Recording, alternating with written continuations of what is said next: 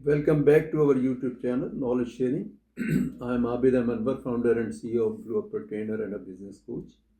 हमारा आज का टॉपिक है क्राइसिस मैनेजमेंट। क्राइसिस मैनेजमेंट वो रेड सिग्नल है हमारी लाइफ का जो आना ही आना है, हम उससे बच नहीं सकते। उसमें दो चीज़ें हैं, एक तो वो कहते हैं ना कि आप पानी आने से पहले सोचिए, एक होता है पानी जब आना शुरू हो तो सोचिए, एक होता है पानी जब सर से ऊंचा हो जाए तब आप सोचते हो। तो सबसे बेहतर तरीका ये है कि आपको पता है कि पानी आना ही आना है, ज़िंदगी में रेड सिग्नल आना ही आना है, तो उसके लिए आप एहतियात करें।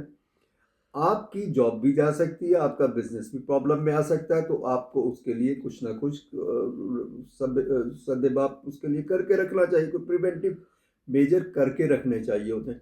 इसी तरीके से आप ये देख लो कि आपको जो है कोई हेल्थ का प्रॉब्लम आ सकता है, आपका फैमिली के अंदर कोई इशू आ सकता है, कहीं कोई सेपरेशन हो सकती है, कोई भी मसला आ सकता है, कुछ तो ये मसाइल हो जाते हैं।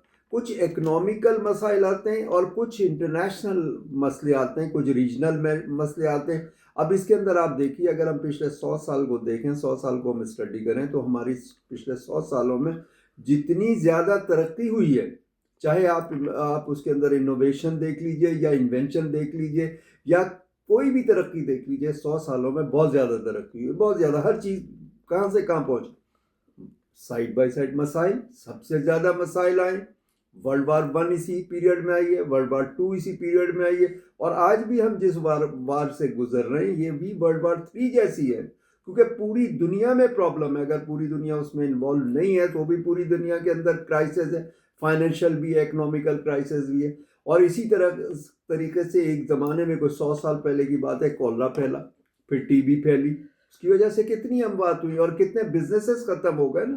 तो एक क्राइसिस आ जाता है, कोविड-19 हम अभी वाकिफ में, एनरॉन का 2008 के अंदर आया, तो हर 10-15 साल के अंदर कोई ना कोई नेशनल या इंटरनेशनल क्राइसिस आता है, जिसके लिए आपको कोई ना कोई प्रिवेंशन रख के करनी है, कहीं ना कहीं कोई सदैव आप करके रखना। इसी तरह से आपकी लाइफ के अंदर भी प्रॉब्लम आते हैं, ये ऊंच नीच आनी ही आनी है।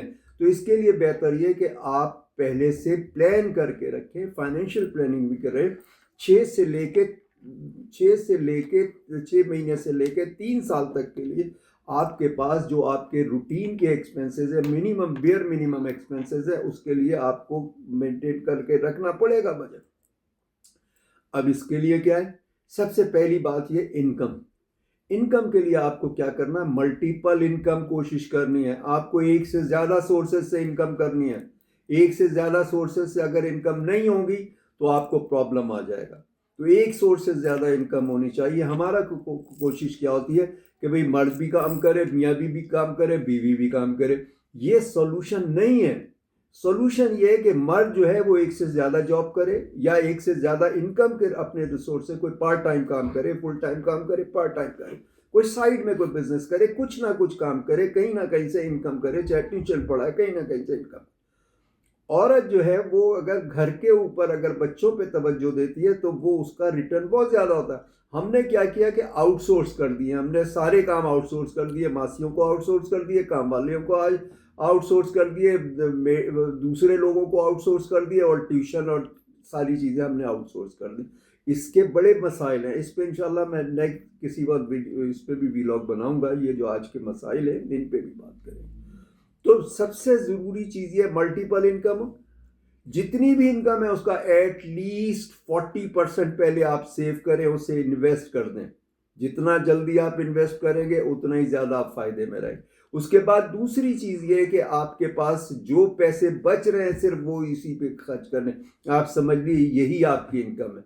आप कम पैसे हों, ज़्यादा पैसे हों, आप जब खर्च करना चाहेंगे तो उसी के अंदर, उसी बजट के अंदर बजट बना के रहेंगे। अब इसके बाद जो आपकी सेविंग है, आप उस सेविंग को आप इन्वेस्ट कीजिए। इन्वेस्ट सबसे बड़ा इन्वेस्टमेंट, सबसे अच्छा इन्वेस्टमेंट क्या होता है, जो आप अपनी ज़ात पे करते हैं।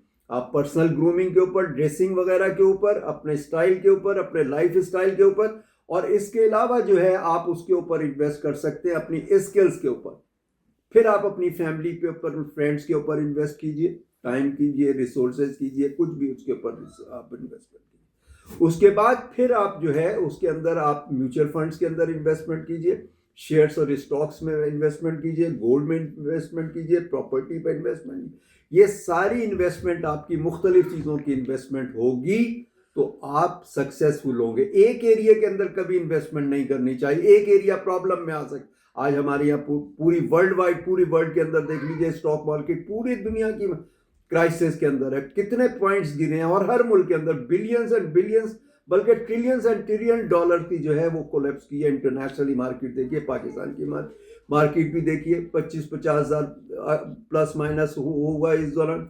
तो कितने प्रॉब्लम्स हैं। तो इसके अंदर आपको अगर स्टॉक सेल करना पड़ गया, आपके पास पैसे खत्म हो गए, आप स्टॉक सेल करना चाहोगे तो वो नहीं होगा। इसलिए ये मुख्तलिफ चीज़ें जो है आपको सेल करनी चाहिए। इस सिलसिले में मैं आपको एक कहानी सुनाता हूँ। ये दो बच्चों की है, दो नौजवानों की, और दो की है। एक का नाम था रियान और एक उसका दोस्त था शहजाद। रियान के जो है वो काफ़ी लाडला था अपने दादा दादी का, और उसको वो रियानू कहते थे, और वो अपने दादा को दा कहता था और दादी को जो है वो दद्दो कहता था। उसके दादा दादी उसके साथ बहुत लाड प्यार करते थे, हर वक्त उसे साथ रखते थे। कहीं शहर से बाहर निकलते, गांव से बाहर निकलते, क्योंकि ये लोग सियालकोट के नज़दीक एक गांव था, वहाँ रहती थी ये फैमिली।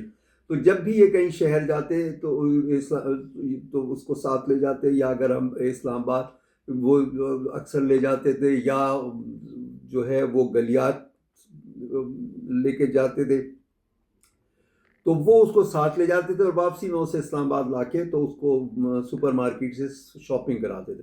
वो वहाँ से मैच बॉक्स की जो गाड़ियाँ होती हैं वो ख़रीदता था। बहुत सारे मॉडल्स थे मेटल के, जो इंग्लैंड के ज़माने में होते थे। ये तो 80s की बात बता रहा हूँ आपको।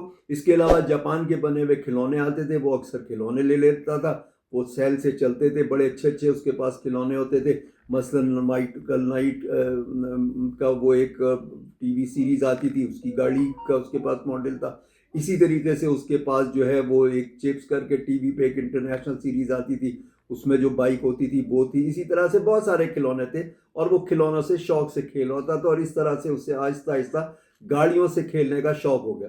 ये दोनों दोस्त जो थे बड़े स्कूल में भी साथ पढ़ते थे, मदरसे में भी साथ पढ़ते थे, हर वक्त घर पे आना जाना, बड़ी अच्छी दोस्ती थी शहजाद की और रेहान की। उसके बाद ये हुआ कि जब इन लोगों ने मैट्रिक कर लिया, तो गांव के अंदर अब मैट्रिक के बाद कोई स्कूल नहीं था, तो ये लोग सब वहाँ पर स्कूल में वो कॉलेज में इन्होंने दाखिला ले लिया सियालकोट के अंदर। दोनों लड़कों ने एक कॉलेज के अंदर दाखिला ले लिया, और वहाँ से इन लोगों ने ग्रेजुएशन किया। ग्रेजुएशन करने के बाद जो है, एक तो शहजाद को वहाँ पर शहर के अंदर जाने के बाद उसकी लत लग गई फास्ट फूड की, और रियान ने अलबत्ता ये कि जो उसको आदत थी हेल्थी फूड की, वही उसने आदत रखी, अपनी आदत को चेंज नहीं किया। उसके बाद रियान तो वापस आ गया, और उसका प्रोग्राम था कि अपना जो फैमिली का एग्रीकल्चर का बिजनेस है वो उसी काश्तकारी के अंदर लगा रहेगा। और उसने सोचा कि मैं जो छोटी छोटी हमारी लैंड है उसमें इतना फ़ायदा नहीं है, इतनी इनकम नहीं होती, तो टफ लाइफ गुजारने से बेहतर ये कि मैं यहाँ शहर में ही कहीं जॉब कर लूँ। शहजाद ने ये सोचा, और शहजाद ने वहाँ पर एक स्पोर्ट्स कंपनी थी, उसके अंदर मार्केटिंग के अंदर जॉब कर ली। और जॉब करने के बाद वो काफ़ी बेहतर होता चला गया, और उसके बाद फिर वो उसका इंटरनेशनल एक्सपोजर होने लग गया, तो वो उसको वहाँ पर भी जाने लग गया, दूसरे मुल्कों में भी, ख़ासतौर पे मिडल ईस्ट के अंदर भी। इसके बाद जब उसका वहाँ पर उसने देखा कि वहाँ तो बड़ी चकाचौंध थी दुबई के अंदर, तो उसने वहाँ दुबई के अंदर जॉब कर ली, और फिर यहाँ से जॉब छोड़ के और उसने दुबई में जॉब कर ली, और अपने लाइफ को वहीं सेटल कर लिया। अपना जो आबाई काम था वो छोड़ दिया, और उसको अपने दोस्त रेहान को कहा कि यार तुम ऐसा करो, वो मेरी ज़मीनें जो है ना वो बेच दो, और मुझे कोई फ़ायदा नहीं है। प्राइसेस वगैरह उन लोगों ने देखी, और देखने के बाद डिसाइड किया ठीक है जितने पैसे मिल रहे हैं इसमें बेच दो। और उसने रेहान को कहा मेरी ज़मीनें बेच दो, और उसके बाद फिर वो फारिग हो गए। रियान ने अलबत्ता ये किया कि अपना एग्रीकल्चर लैंड वगैरह को चलाता रहा, और अरसे तक चलते रहे। तो ये तकरीबन 2005 और से लेकर 2010 तक इनका ये वहाँ पे रहा, पाकिस्तान में ही रहा रियान, ये शहजाद जो था। और 2010 के अंदर फिर ये दुबई चला गया था। तो दुबई से अब तक ये वहीं पे था, अक्सर आता जाता रहता था, और उसके लिए रियान के लिए कोई ना कोई तोहफे भी लाया करता था, और अक्सर आता जाता था। और इस दौरान फिर वो ये जो वार शुरू हो गई ईरान, इसराइल और यूनाइटेड स्टेट की, तो क्राइसिस आ गया। तो तो जिस कंपनी के अंदर शहजाद जॉब कर रहा था वो कंपनी जो है वो बंद हो गई, और उसके बाद उसको वापस आना पड़ा। इसने उसको रेहान को कहा कि मैं वापस आ रहा हूँ, तो उसने कहा ठीक है, तुम इसमें पूछने की बात है, आ जाओ। वो आ गया। आने के बाद इसके पास रहा, और रहने के बाद इसको कहा कि मैं जो है अब मुस्तकिल यहाँ रहना चाहता हूँ। तो उसे कहा तुम क्या करोगे, तुमने तो अपनी ज़मीनें बेच दी। कहने लगा हाँ ज़मीनें तो बेच दी, लेकिन अब मैं क्या करूँ। बहरहाल मैं कुछ दिनों तक सोचता हूँ, तुम्हारे पास रहता हूँ। और उसने कहा मेरे पास जब तक तुमने रहना है रहो, कोई मसला नहीं है, तो तुम अब मेरे पास रहो। और उसके बाद फिर एक आध हफ्ता उससे रेस्ट कराया, उसकी फैमिली को रेस्ट कराया, और उसके बाद उसे कहा कि चलो आज मैं तुमको आज से मैं अपने चीज़ों को तुम्हें दिखाऊं, जो जो मेरी अचीवमेंट है इस दौरान वो मैं दिखाऊं। अगले दिन सुबह जो है वो उसने नाश्ते वाश्ते से फारिग होने के बाद और उसको ले गया अपने फार्म पे। तो फार्म बड़ा एडवांस था, और बहुत बड़ा फार्म था, सैकड़ों एकड़ के ऊपर वो एकड़ पे फार्म था, और बहुत ही बड़ा फार्म था। उस फार्म के अंदर उसने देखा कि सारा मैकेनाइज काम था, सारी मैकेनिकल मशीनें थी। उसने कहा यार तुमने ये चीज़ें कहाँ से ले ली, ये तो भी पाकिस्तान में भी इतनी एडवांस टेक्नोलॉजी नहीं है जो तुमने उसने कहा यार मेरा कज़न हारिस जो है ना वो ऑस्ट्रेलिया रहता था, तो मैं एक दफ़ा वहाँ कुछ महीने रहा था उनके पास, वहाँ मैंने स्टडी किया और फिर मैंने वहाँ से ये मशीनें ख़रीदी हैं। तो सारा उसका सिस्टम ऑटोमेशन था, और उसके ज़्यादातर यहाँ पर जो फार्म थे उसका ज़्यादा काम जो था, एक तो काम उसका था राइस का, राइस की बेहतरीन क्वालिटी। उसने कहा कि लोग जो है ना 20 से 25 मन पर एकड़ यील्ड लेते हैं चावल की, और मेरे जो है 70 से 80 मन लेता हूँ। उसने कहा कैसे लेते हो, इतना ज़्यादा कैसे लेते हो। उसने कहा मैं इस तरह से लेता हूँ कि मैं इसके अंदर जो है मैं मशीनों से इसकी बुआई करता हूँ, जो इसके पौधे हैं वो मैं मशीनों से लगाता हूँ, उससे वो ज़्यादा लगते हैं, 1.5 से 2 गुना एक एकड़ के अंदर वो पौधे लगते हैं। और उसके अलावा जो है मैं अच्छा बीज लेता हूँ, बाहर से इम्पोर्टेड बीज लेता हूँ, बेहतरीन किस्म का बीज लेता हूँ मैं, लोकल भी और बाहर से भी, दोनों जगह से मैं मुख्तलिफ बीज लेता हूँ इसके चावल के, और बेहतरीन फसल होती है। और मुझसे और मशीनों से काम करता हूँ तो मेरी कॉस्ट भी कम आती है। तो मेरा ये काम बड़ा अच्छा है इस तरह से। और मैंने फिर इसके साथ फिर उसको वहाँ से वो लेके जाता है अपनी राइस मिल।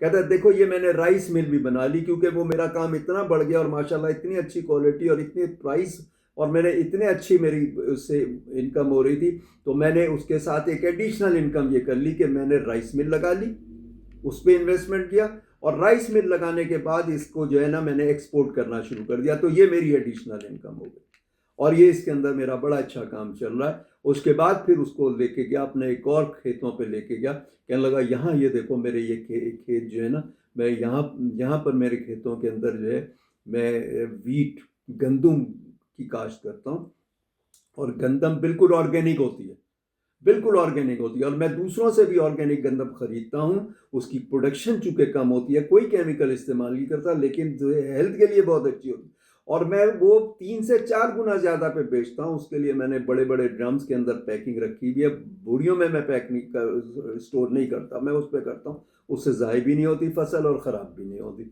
तो ये मेरा दूसरा तरीका, ये मेरी एडिशनल इनकम है, इससे मेरी बड़ी अच्छी इनकम होती है, और अपने ब्रांड से मैं आटा जो है ना वो उसको कर रहा हूँ। इसके बाद फिर अगले दिन उसने कहा कि आज मैंने तुम्हें खेतों की सैर करा दी, अगले दिन मैं तुम्हें सरप्राइज देता हूँ। अगले दिन फिर उसके बाद वो सुबह नाश्ते के बाद फिर निकले, तो वो उसके बाद एक कॉलेज लेके गया, और वो कॉलेज एक फाउंडेशन के नाम से चल रहा था, एजी फाउंडेशन के नाम से। तो रेहान के जो बाबा थे वो अपनी दादी को अम्मा जी कहते थे, तो एजी फाउंडेशन के नाम से उसने एक ट्रस्ट बनाया था, और उसके अंदर उस ट्रस्ट के अंदर जो है ना एक कॉलेज था। कॉलेज के साथ उसमें जो लैंड था उसके ऊपर बाग थे, जिसकी फसल बेच के तो अपने अखराजात पूरे करते थे, लेकिन फ़ीस एक लगाई हुई थी। उसने कहा फिर फ़ीस की क्या ज़रूरत है। तो रेहान ने कहा यार फ़ीस इसलिए लगाई है ताकि बच्चे जो हैं जब मुफ्त की कोई चीज़ मिलती है तो कदर नहीं होती, वो कदर करेंगे उसकी, उनके माँ बाप भी कदर करेंगे, लेकिन फुल फ्रीशिप भी अवेलेबल है, और इसके अंदर कोई अगर किसी को वैसे एक्सपेंसेस के लिए चाहिए तो अलग से उनको एक्सपेंसेस भी उनको देते हैं, ताकि उनके जो भी खर्चे घरेलू खर्चे वो भी पूरे। तो हम बहुत सारी चीज़ें इनको देते हैं। उसी तरह से फिर उसने ले जाके जोहर की नमाज के वक्त एक मस्जिद के अंदर लेकर आया, तो उसने बताया कि ये मस्जिद और मदरसा वो भी उसी एजी फाउंडेशन के साथ ट्रस्ट बना हुआ था, और उसके साथ वो था, और उसके चारों तरफ दुकानें थी। उसने कहा ताकि ये दुकानों से उसकी आमदनी, लेकिन उसने देखा शहजादे के अंदर गल्ले भी पड़े हुए हैं डोनेशन के लिए, तो उसने कहा ये क्यों रखे हैं? उसने कहा इसलिए ताकि लोग, यहाँ के लोग जो पैसे देंगे, अगर वो 1 रुपया भी देंगे तो उनको लगेगा मेरे पैसों से चल रही है मस्जिद, तो वो उसे ओन करेगा, वो उससे उससे वो करेगा। इस तरह से वो उसके अंदर वो उसको बताता रहा कि देखो ये है इसके। उसके बाद फिर उसने कहा कि देखो मैंने अपनी स्किल्स पे भी बहुत वो किया और अपनी फैमिली पे भी इन्वेस्टमेंट किया, और मैंने ये सारा इन्वेस्टमेंट किया, और यहाँ से फिर जो मेरी इनकम्स होती हैं, मेरी इनकम्स हैं, मेरे कारोबार की जो इनकम है, उसको मैं इसमें से शेयर्स भी लेता हूँ, मुख्तलिफ कंपनियों के मैंने शेयर्स लिए हुए, मैं इससे गोल्ड भी लेता हूँ, और इससे कुछ प्रॉपर्टीज़ भी बनाता हूँ। मैं तुम्हें अपनी प्रॉपर्टीज़ कुछ, मेरे को जाना है 5 तारीख को, मुझे किराया वगैरह वसूलने के लिए जाना है, तो मैं तुम्हें अपने मजीद बिजनेसेस भी दिखाऊंगा। जब 5 तारीख आई तो वो उसको शहर सियालकोट के अंदर ले गया। शहजाद को कहने लगा और मैं तुम्हें अपने यहाँ पर और भी मैं तुम्हें दिखाऊं। वहाँ पर उसने कुछ दुकानों से और एक दो मकान उसने किराए पे दिए हुए थे, उनका किराया लिया। उसने कहा देखो मैंने ये प्रॉपर्टीज बन, तो मैंने बड़ी डाइवर्सिफाइड जो है वो इन्वेस्टमेंट की हुई है, जहाँ से मुझे इनकम भी होती है। और उसके बाद फिर वो वहाँ पर उसको एक ऑफिस लेके गया। वो ऑफिस जो था रेंट कार का था। उसके अंदर जितनी कारें थी उसके अंदर उसके नंबर जो थे वो उसके रियान 1, रियान 2, रियान 3 इसके हिसाब से थे। उसने कहा मैंने इसके लिए स्पेशल नंबर्स लिए हमें, रजिस्ट्रेशन स्पेशल नंबरों की कराई है, ये मैंने रेंट कार ली। तो उसने कहा यार इतनी अच्छी तुमने कारें ली हैं, तो यहाँ सियालकोट के अंदर इतना वो क्या?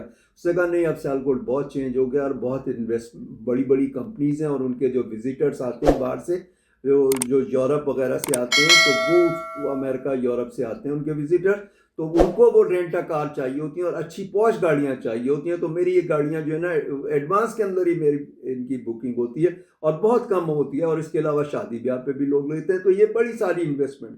तो उसने पूरा सिनेरियो बताया कि देखो मैंने मल्टीपल इनकम की, मैंने बहुत सारे इन्वेस्टमेंट किए, बहुत सारी चीज़ों के अंदर मैंने इन्वेस्टमेंट किए, और मुझे किसी किस्म का कोई प्रॉब्लम, किसी किस्म के क्राइसिस में नहीं आता।